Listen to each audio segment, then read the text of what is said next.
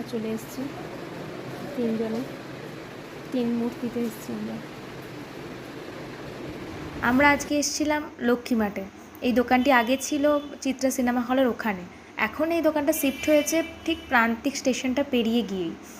তো যারা বোলপুরে থাকো তারা নিশ্চয়ই জানবে। আর এই পোর্শনটা হচ্ছে জুয়েলারি পোর্শন, হার, মঙ্গলসূত্র, তারপরে দেখলাম ক্লিপ, এরকম ধরনের বিভিন্ন জিনিস এখানটাতে আছে।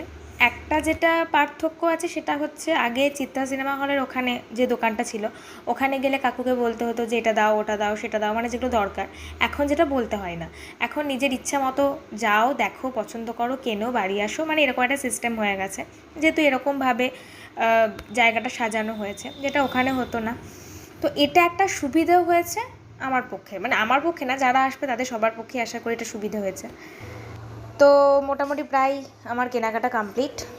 কেনাকাটা হয়েছে নাকি সেটাই ছোট জিজ্ঞেস করছিল, তো সেটারই উত্তর দিচ্ছিলাম যে হ্যাঁ হয়েছে মোটামুটি প্রায়।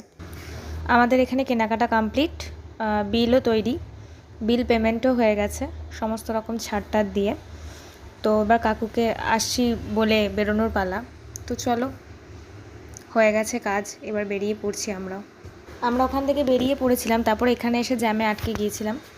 জ্যাম বলতে রেলগেট পড়েছিল, তো রেলগেট উঠে যাওয়ার পরে আমরা বাড়ি যাচ্ছি। তো আজকের মতো টাটা।